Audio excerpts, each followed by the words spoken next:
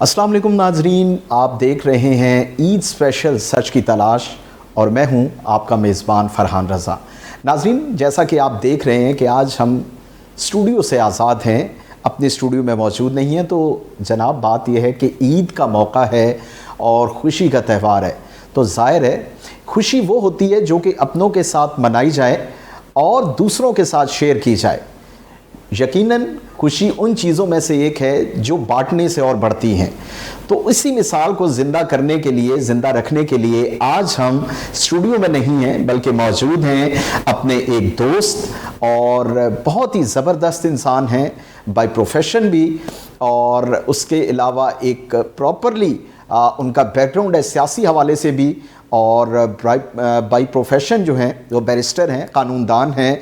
उनके घर उनके साथ मौजूद हैं ईद की ये खुशियाँ शेयर करने के लिए, और वो कौन हैं? बैरिस्टर अली ताहिर हमारे साथ मौजूद हैं और उनके घर पर मौजूद हैं। तो नाजरीन, उनकी तरफ से और हमारी तरफ से, पूरी टीम की तरफ से सबसे पहले तो आपको बहुत बहुत ईद की ढेरों खुशियाँ मुबारक।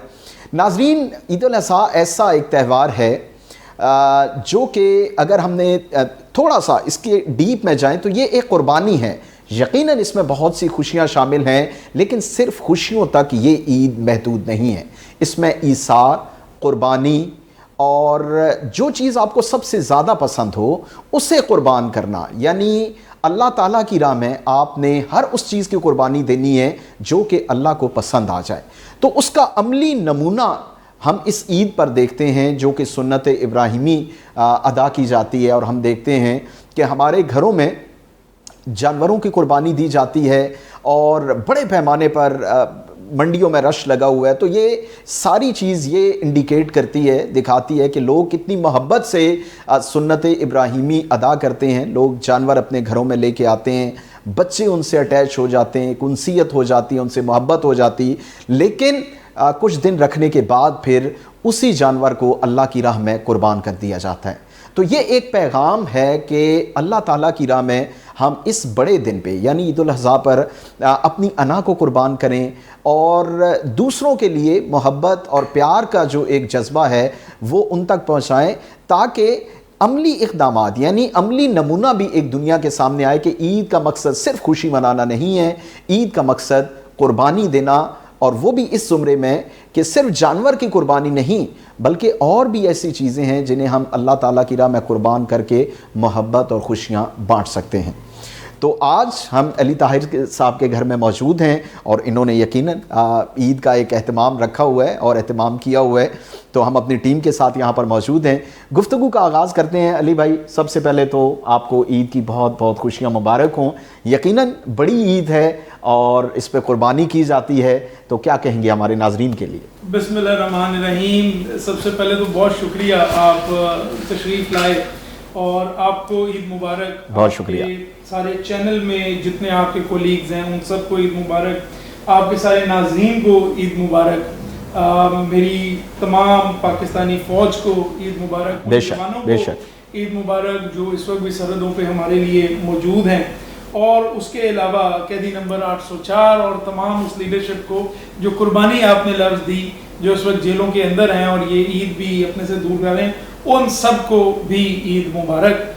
दिली तौर पर आपने बड़े काइंड वर्ड से जो है मेरा इंट्रोडक्शन कराया, मैं बहुत जो हूँ उसकी वजह से आपका मशकूर हूँ, और उम्मीद करता हूँ कि आप और आपके देखने वाले जितने नाजरीन हैं वो सब की एक बेहतरीन ईद होगी। अल्लाह ताला हम सब कुर्बानी को जो है वो कबूल करें। बिल्कुल बिल्कुल। और इंशाअल्लाह ताला ये एक दुआ ये भी है कि हमारा जो मुल्क है वो इंशाअल्लाह ताला ये जो एक तूफान में खड़ा है यहाँ से निकलेगा और इंशाअल्लाह अपनी जो सही जगह है इंटरनेशनल कमेटी ऑफ नेशंस में वहाँ पर ज़रूर पहुँचे। बिल्कुल। अच्छा बैरिस्टर अली ताहिर साहब, यकीनन आपका ये प्रोफेशन कैसे शुरू हुआ, कहाँ से आपकी शुरुआत हुई, आपके एजुकेशन के हवाले से, सियासी आपकी जो खिदमात हैं और सियासी आपकी जो स्ट्रगल है, इस हवाले से भी हम बात करेंगे। लेकिन उससे पहले मैं चाहूँगा, चूँकि ईद का मौका है, हम यहाँ पर मौजूद हैं उसी सिलसिले में, तो ईद का अगर कुर्बानी की हम बात करें, जैसे मैंने अपने इब्तदाइये में भी ये बात की,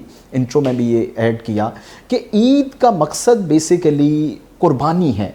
یہ کیا فلسفہ ہے؟ کیا ایک ہم خوشی تو مناتے ہیں، یقیناً خوشی کا تہوار ہے، اور جانور بھی ذبح کرتے ہیں، اللہ تعالیٰ کی راہ میں قربانی دیتے ہیں، قربان کرتے ہیں، لیکن اگر اس کا تھوڑا سا جسے ہم کہیں کہ ایک بڑے پیمانے پہ احاطہ کریں یا اس کا آپ اگر تجزیہ کریں تو پیغام کیا نکلتا ہے اس تہوار سے، اور قربانی ہے کیا؟ دیکھیے میں سمجھتا ہوں کہ دو چیزیں ہیں.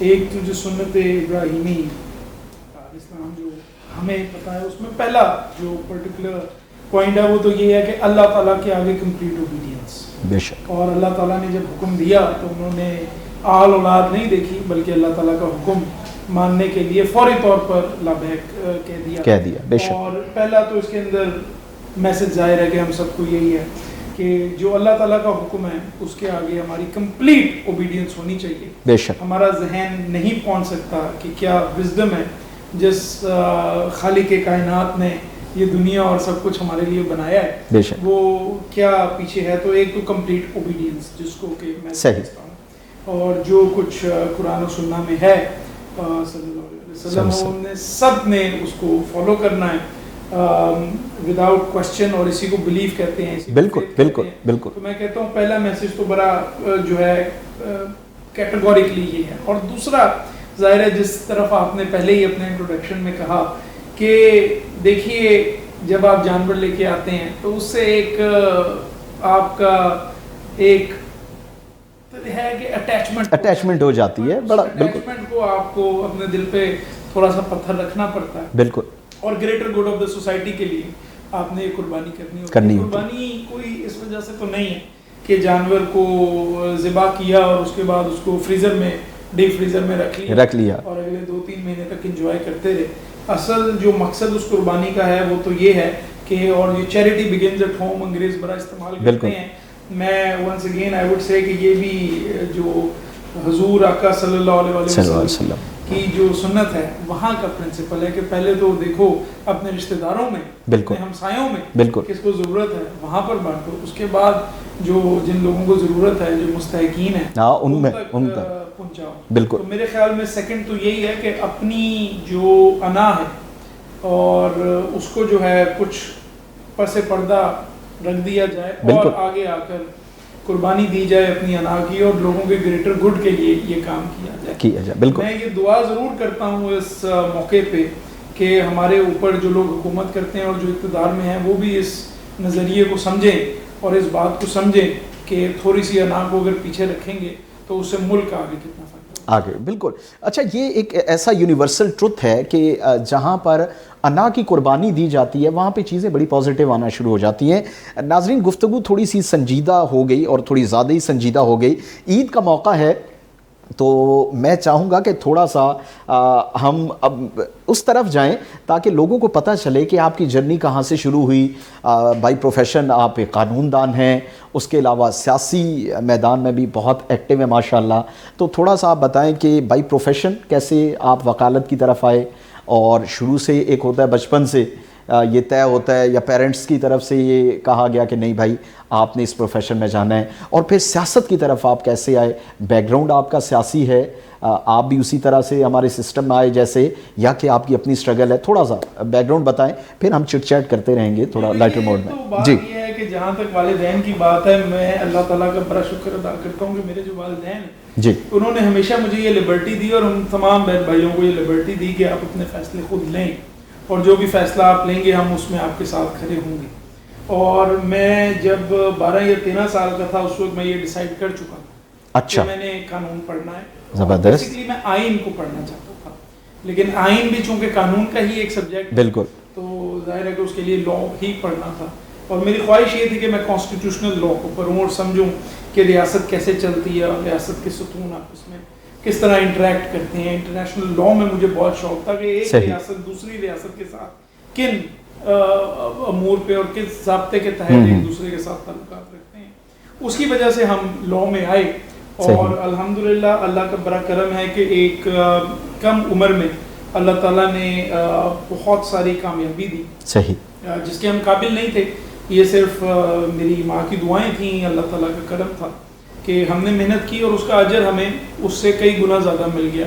اور بہت سے کیسز الحمدللہ ہمارے رپورٹ ہو گئے میں اگر سیاست میں آنے سے پہلے آپ کو بتاؤں تو آپ کو پتہ ہے کہ ابھی ریسنٹلی جو ہائی کورٹ کے ججز کی اپوائنٹمنٹ ہوئی جی جی، تو اس کے اندر بھی میرا نام جا رہا تھا. اچھا، لیکن پتہ لگا کہ حالانکہ 5 سال عمر کم ہوئی ہے لیکن میں پھر بھی 8 سال عمر میں چھوٹا ہوں تو وہ نام نہیں گیا. اوکے. ابھی ممبر الیکشن کمیشن کے لیے میرا نام بھیجا جا رہا تھا تو اس میں پھر سے دوبارہ یہ مسئلہ آیا کہ بھئی ٹیکنوکریٹ. اچھا، دونوں سائڈز اس وقت بڑی جو ہے نا، ججز بھی اور الیکشن کمیشن بھی، یہ بڑے اس وقت توجہ طلب قسم کے پروفیشن بن چکے ہیں، اور اگر کرنٹ سینیریو دیکھیں تو میرے خیال میں ہاٹ سیٹ سے کم نہیں ہیں یہ دونوں. جی بالکل ہے، لیکن ہم اپنی عمر کی وجہ سے جو ہے نہیں بن سکے، اور بلکہ جب سینٹ کا بھی مجھے ٹکٹ ملا تو پارٹی نے مجھے پہلے ٹیکنوکریٹ کا ٹکٹ دیا. اچھا، جس کے بعد میں نے ان کو کہا کہ بھئی اس میں تو 20 ایئرز ایکسپیرینس ریکوائرڈ ہے. صحیح. میری ٹوٹل عمر 32 سال ہے، اگر آپ 20 سال نکال دیں تو میں 12 سال کی عمر سے تو ایکسپیرینس کاؤنٹ نہیں کر سکتا. اس کے بعد میں بڑا مشکور ہوں کہ پارٹی نے وہ مجھے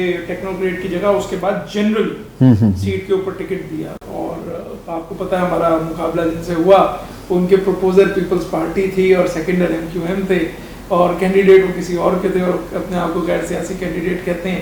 خیر ہم نے پھر سینٹ کا جنرل پہ لڑا الیکشن، تو اللہ تعالیٰ نے ایک کم عمر میں اتنی کامیابی. اچھا، اب یہ بتائیں علی بھائی کہ جیسے ابھی آپ نے ذکر کیا you are a lucky one, وہ لوگ میں سمجھتا ہوں بڑے خوش قسمت ہوتے ہیں کہ جن کا پیشن پروفیشن بن جائے. تو آپ نے 12 سال کی عمر میں یہ سوچا اور پھر آپ اس پروفیشن میں آ گئے اور بھرپور طریقے سے ماشاءاللہ آ گئے. آپ نے بیرسٹری کی ڈگری لی اور سرو کر رہے ہیں آپ، لیکن سیاست میں پھر کیسے آنا ہوا اس کا؟ سیاست جو ہے نا وہ میں آپ کو بتاؤں میں کچھ سوچ سمجھ کے سیاست میں نہیں آیا. اچھا.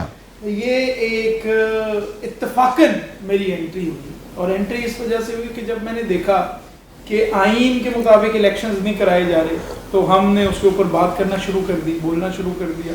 آپ کے شو میں بھی آئے، ادھر بھی بولے.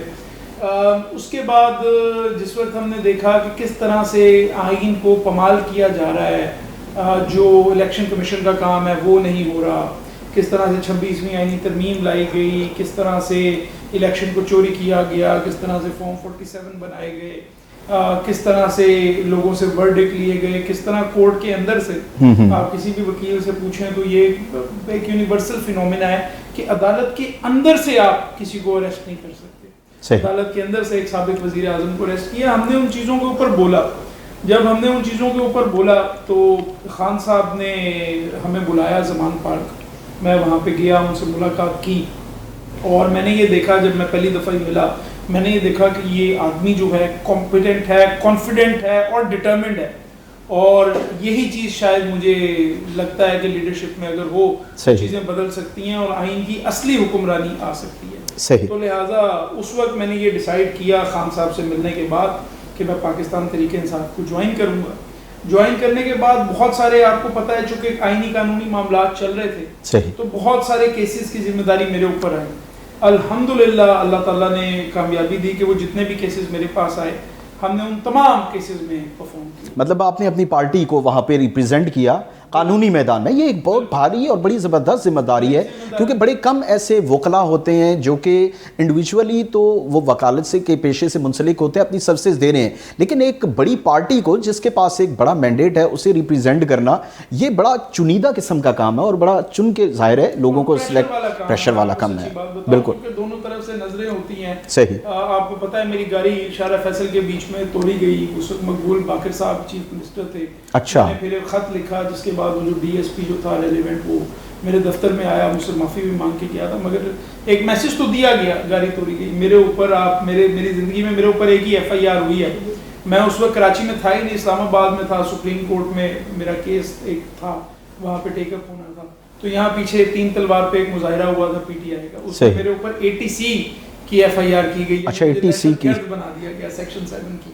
تو یہ ظاہر ہے پریشر ڈالنے کے طریقے ہیں. بہت سے میرے ایسے کیسز تھے جن میں میری میں بتا دوں بٹ ملینز آف روپیز کی فیسز تھیں جو کہ حکومت نے روکی، اور وہ اس وجہ سے روکی کہ پریشر ہے. لیکن ہم ایک فیصلہ کر چکے تھے کہ طریق انصاف کے اور خان صاحب کے ساتھ کھڑے ہیں. تو کبھی ذہن میں کبھی بیرسٹر صاحب یہ آیا کہ مشکل راستہ تو آپ نے چن لیا ہے لیکن یہ سفر اس سے زیادہ مشکلات پیدا کر رہا ہے، تو کبھی کوئی ذہن میں یہ آیا کہ یار سوچ سمجھ لینا چاہیے تھا، یا کبھی ڈبل مائنڈیڈ ہوئے فرینکلی اسپیکنگ؟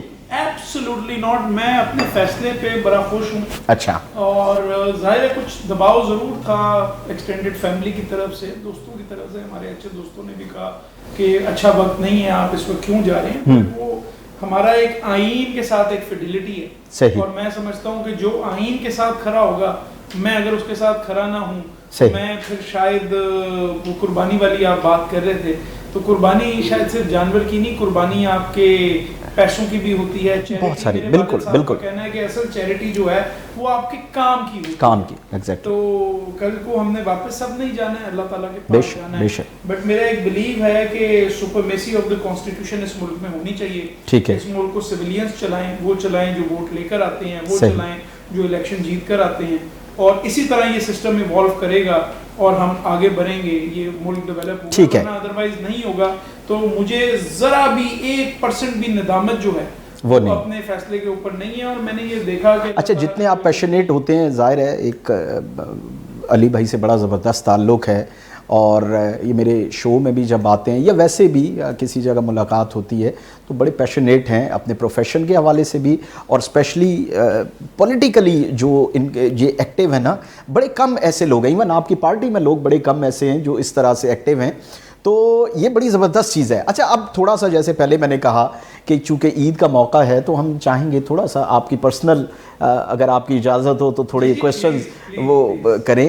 بچپن کہاں گزرا, کیسا گزرا, اور بچپن میں کیسے, بچپن میں بھی اسی طرح تھوڑا سنجیدگی تھی یا کہ شرارتی تھا بچپن آپ کا, کس طرح سے, یہ ذرا ناظرین کو بتائیں. میرا ایک جو پیکیولر ایک چیز میری سمجھی جاتی تھی اسکول میں, وہ یہ تھی کہ اس وقت بھی میں سیاست کے اوپر بات کرتا تھا, اور یہ شاید وجہ یہ تھی کہ میرے گھر کا ماحول اس طرح کا تھا کہ والد صاحب جو ہیں وہ سیاست میں بڑا انٹرسٹ لیتے تھے, لکھتے تھے, پڑھتے تھے, تو اور ہمارے سامنے بات بھی کرتے تھے. صحیح. تو اسکول میں مجھے ایک چیز جو سمجھ نہیں آتی تھی, وہ یہ سمجھ نہیں آتی تھی کہ بچوں کو بالکل پتہ نہیں ہوتا تھا کہ نواز شریف کیا کر رہا ہے اور بے نظیر کیا کر رہی ہے, اور باقی ہمیں اس وقت بھی کچھ نہ کچھ اویئرنیس ہوتی تھی, ہمیں یہ بھی پتا ہوتا. اچھا بیسیکلی آپ کہاں سے, کراچی سے بیسیکلی کہاں سے بلونگ کرتے ہیں؟ دیکھیے میں پیدا ہوا تھا لاہور میں. اچھا. لیکن میں ایک بہت ہی کم عمر میں کراچی آ گیا. اوکے. اور میں کراچی کو اپنا ہوم ٹاؤن سمجھتا ہوں. ٹھیک ہے. اور میں اپنے آپ کو, چونکہ میں نے ساری زندگی ادھر گزاری ہے اور اس زمین نے مجھے جتنی عزت دی ہے, صحیح, تو میں اپنے آپ کو ایک سندھی کنسیڈر کرتا ہوں. اچھا. اور میں یہ سمجھتا ہوں کہ I am a son of the soil of Sindh. کیونکہ مجھے جو عزت ملی وہ اس زمین نے دی, میرا رزق جو مجھے ملا وہ اس زمین نے دیا. میں نے اس صوبے کے انسٹیٹیوشنز کے سامنے اپنی وکالت کی, اس صوبے کے انسٹیٹیوشنز کے ذریعے جو ہے اپنے کام کیے سارے. تو میں I will always be grateful, اور میں دل سے اپنے آپ کو جو ہے سندھی سمجھتا ہوں. ٹھیک ہے. تھوڑی بہت سندھی بول بھی لیتا ہوں, سمجھتا تو پوری ہوں, تھوڑی بہت بول بھی لیتا ہوں, بٹ بولتا اس وجہ سے نہیں ہوں کیونکہ. تو پنجاب سے آپ نے ذکر کیا, آپ وہاں پر پیدا ہوئے. جی جی. پتا ہے کہ ذرا عید شو ہے, سیاسی بات نہیں کرنی چاہیے, لیکن اگر میں سندھی بولوں تو شاید میرا اسی طرح سے مذاق اڑایا جائے جس طرح بلاول بھٹو صاحب کو اردو بولنے پہ اڑایا جاتا ہے. اچھا. تو اس وجہ سے ذرا میں خود ہی ڈسسٹ کر دیا. Okay okay. اچھا تو ایجوکیشن میں ظاہر ہے ویسے تو آپ جو آپ کا پروفائل ہے وہ دیکھ کے جواب تو ہمیں مل جاتا ہے, لیکن پھر بھی اسٹوڈنٹ کیسے تھے, پڑھائی میں کیسے تھے,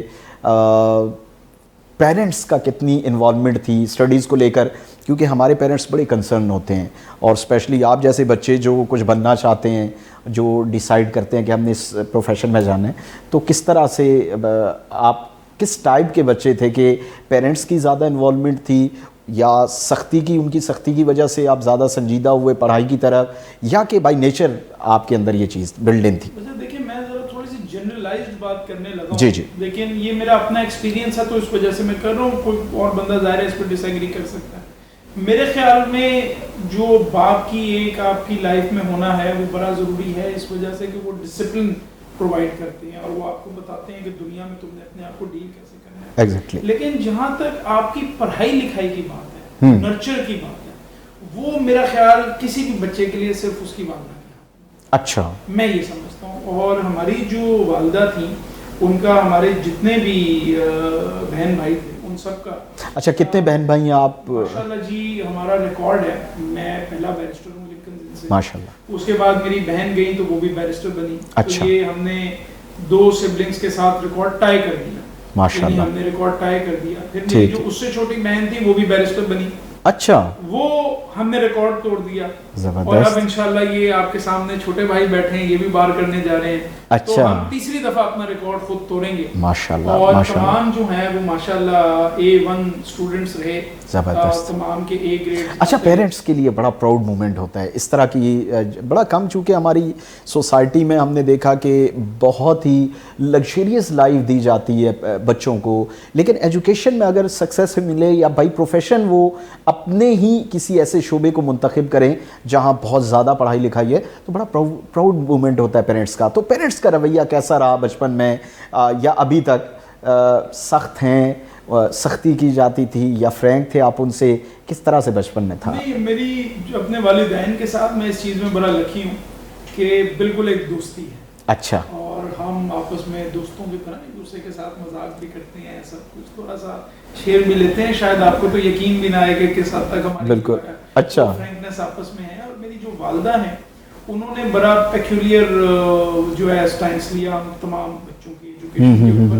वो एक एक चीज़ खुद देखती थी, साथ बैठती थी, पढ़ाती थी, बिल्कुल, ज़िंदगी भर उनका यही रहा कि जब हमारे एग्ज़ाम्स आते थे तो हमें एक जगह बना के दे दी जाती थी, वहाँ पे हम अपनी किताबें लेके बैठ जाते थे।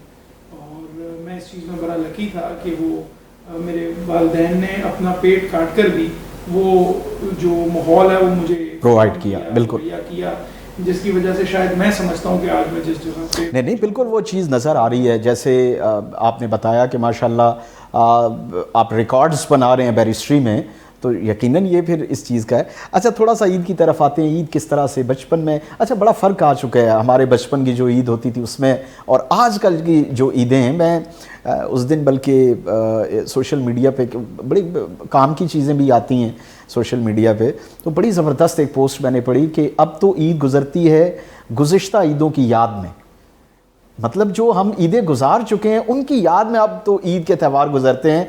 तो आप बताएं, वाकई ऐसा है? और बचपन की ईद और अब यकीनन ज़ाहिर है प्रैक्टिकल लाइफ में चीज़ें चेंज हो जाती हैं, लेकिन किस तरह से ईद होती थी बचपन में आपकी, और किस तरह से ईद मनाई जाती थी? इसी तरह जानवरों से उनसियत, मोहब्बत और कुर्बानी, ये सब इस बारे में बताइए। जी, आपकी बात बिल्कुल ठीक है। अब तो खैर प्रोफेशनल लाइफ में तो अभी भी आप देखिए कि 10 चीज़ें जहन के अंदर चल रही हैं कि ये भी पेंडिंग है, ये भी पेंडिंग है, बिल्कुल, बिल्कुल, ये भी है। वो जो एक वक्त था उसमें इससे ज़्यादा कोई टेंशन नहीं होती थी कि स्कूल का शायद कोई होमवर्क जो है वो करने वाला है। और जाहिर है कि नाना नानी थे, दादी तो खैर मेरी जल्दी वफात पा गई थी, बट दादाजी थे, उनसे एक एक्स्ट्रा एक वो होती थी एक्साइटमेंट कि उनके घर पे जाना है, मिलना है, सही, पसंद की चीज़ें बनती थी, फिर मामू खाला सारा कुछ मिलजुल के। मेरे ख्याल में आहिस्ता आहिस्ता, शायद आप रियलाइज़ नहीं करते, बट आहिस्ता आहिस्ता वो चीज़ें जो हैं वो पीछे रह जाती हैं। बिल्कुल, कि वो वक्त गुजर जाता है और आपको पता भी नहीं लगता। बिल्कुल ऐसे, बिल्कुल कहाँ गया। बिल्कुल, तो आपकी बात बिल्कुल ठीक है। आजकल तो बिल्कुल एक एक्साइटमेंट है जी, बिल्कुल ठीक है, ईद है, तो वो जो बचपन वाली बात है। अच्छा, माहौल भी बड़ा चेंज हो गया है। हमारे बचपन की ईदें थी, गली में खेलने, ग्राउंड्स में खेलने, या इवन घर पे हैं, इतना रश होता था, कज़न्स आ जाते थे, रिश्तेदार आते थे, स्पेशल एक रिवायत होती थी, यकीनन आपकी तरफ भी, हमारी तरफ तो एक रिवायत होती थी कि जो बाकी हमारी फुप्पो हैं उन्हें बाकायदा लेने जाना घर पे बच्चों समेत, और घर पे लाना, उनके साथ ईद करना, मिठाई लेने खुद जाना होता था। बिल्कुल, बिल्कुल, अब तो खैर पूरा डायनामिक सारा चेंज हो गया है। तो आपको लगता नहीं है कि कहीं ना कहीं उसमें वो खुशियाँ नहीं है जो हम इंजॉय करके आए अपने बचपन में? वो चीज़ें आजकल की हमारी जनरेशन, जो अब बच्चे हम देखते हैं, वो मिस कर गए हैं, वो चीज़ नहीं। ऐसा है कि मेरा तो ये भी मानना है कि हमने अपनी मिडिल और लोअर मिडिल क्लास के लिए जी चीज़ों को इतना तंग कर दिया है कि जिसकी कोई यानी आपको कोई मिसाल दुनिया में और कहीं नहीं। शायद कोई अफ्रीकी मुल्क को वहाँ मिल जाए, इतनी मेरी उधर तहकीक नहीं है, लेकिन मैं आपको 1-2 मिसालें देता हूँ। सीबीयू आप देखिए पूरा कमर्शियलाइज हो चुका, बिल्कुल हो जाएगा जी अभी, बिल्कुल ऐसा। और उन्होंने बीच में चेक पोस्टें लगा दी हैं, बाइक वाला तो जा नहीं सकता है। भाई लोअर मिडिल क्लास जाता था ना समंदर में, बिल्कुल दिला देता था बच्चे को कुछ, और वो और कुछ नहीं कर सकता बेचारा, तो और है क्या सोर्स ऑफ एंटरटेनमेंट है क्या? बिल्कुल, अलादीन पार्क होता था, बिल्कुल, वो डिमोलिश कर दिया। वहाँ पे बागे जिना, आप बागे जिना जाके देख लें, वहाँ पे मेरा नहीं ख्याल कि चूहे या जानवरों के अलावा कोई चीज़ और होती होगी। मलबा पड़ा हुआ है, वो हमारे सुप्रीम कोर्ट ने कहा गिरा दो जी, इंफ्रास्ट्रक्चर ही पूरा गिरा दिया। वो एक मुझे याद है जब ईद होती थी तो हमारा एक घर वहाँ पे होता था। अच्छा। कुछ मेरा ख्याल 10 साल पहले, तो वहाँ पे लोग बसों में, कोचों में, पता नहीं किस तरह साइकिलों पे वहाँ लोग आए हुए होते थे एंजॉय करने, और रश लगा हुआ होता था। एक सेरेमनी बनी हुई, वो हमने डिमोलिश। तो हमने मिडिल और लोअर मिडिल क्लास के लिए तो कुछ छोड़ा ही नहीं है, छोड़ा ही नहीं है, बिल्कुल। इस मुल्क में अगर आपने एंटरटेनमेंट भी एंजॉय करनी है तो you have to be from the upper एचेलेंस of society, वरना अदरवाइज तो। अच्छा, कुर्बानी को भी अगर रिलेट करें हम इसमें, तो ये भी हमने देखा है कुर्बानी की रेशो बड़ी कम हो गई है। मतलब महंगाई या ये सारी चीज़ें अगर देखें, पहले हम निकलते थे हर घर के बाहर, अगर गाय या बछिया नहीं तो बकरा बंधा होता था, और बकरा आ रहा है जी या गाय आ रही है, अपना कोई ना कोई जानवर। लेकिन अब देखें तो बिल्कुल सन्नाटा है। वो जैसे आपने बात की अपर मिडिल क्लास जो हैं या एलीट क्लास जो हैं वो कुर्बानी कर रहे हैं, लेकिन कुर्बानी की रेशो भी बहुत कम हो गई है। तो ये भी आपके लिए एक लगता नहीं है कि हमारी सोसाइटी के लिए एक इंडिकेशन है कि? जी बिल्कुल है। हमारी अगर आप परचेजिंग पावर पैरिटी को देखिए, मुसलसल डिक्लाइन में मुसलसल डिक्लाइन में है। एक तरफ आपको नजर आएंगे कि इश्तिहार भी लगे होते हैं शायर फजल पे कि गोल्फ के टूर्नामेंट हो रहे हैं और वो सरकारी पैसे पे हो रहे हैं, और एक तरफ जो है वो लोगों के पास, आप बकरा तो छोड़े, मेडिकल केयर के लिए भाई पैसे नहीं है। बिल्कुल। शायद एक मेजॉरिटी ऑफ सोसाइटी के पास ईद पे शायद नए कपड़े लेने के भी आजकल पैसे बहुत मुश्किल। बिल्कुल था कि जब हर बंदा ही एक्सपेक्ट करता था कि वो नए कपड़े लेगा, जैसे पैसे लेगा। अब तो वो एक्सपेक्टेशन भी लोगों की ख़त्म होती जाए। बिल्कुल सही बैरिस्टर साहब, आपने सही कहा। और जो बात हम कर रहे थे कि यकीनन वो खुशियाँ, वो चीज़ें अब मैसर नहीं हैं। हमारे यंगस्टर्स जो हैं, हमारे जो बच्चे हैं इस वक्त की जनरेशन, उनके लिए सीवीयू की आपने बात की, मुख्तलिफ़ पार्क्स जो हम देखते हैं वहाँ पर अब लोग उस तरह से आते हैं, लेकिन एक फ्रस्ट्रेशन मौजूद है और मुल्की हालात भी कुछ ज़्यादा अच्छे नहीं हैं। लेकिन एज़ आ पाकिस्तानी हम ये ख्वाहिश तो रखते हैं और दुआ करते हैं कि हमारे मुल्क के हालात और अच्छे हों, और वो जो खुशियाँ कहीं पीछे छूट गई, जिस तरीके से ईद मनाई जाती थी, जिस तरीके से कुर्बानी की जाती थी, और हर घर के बाहर कोई ना कोई, जैसे हमने बात की, जानवर बंधा होता था, वो खुशियाँ वापस आएँ और दोबारा ये मुल्क फले फूले। यहाँ वक्त हुए एक ब्रेक का, हमारे साथ रहिएगा, दोबारा वापस आते हैं और हमारे साथ कुछ और भी मेहमान मौजूद होंगे जिनसे हम इस हवाले से गुफ्तगू करेंगे और उनसे पूछेंगे कि उनकी ईद किस तरह से गुजरेगी। Take a break.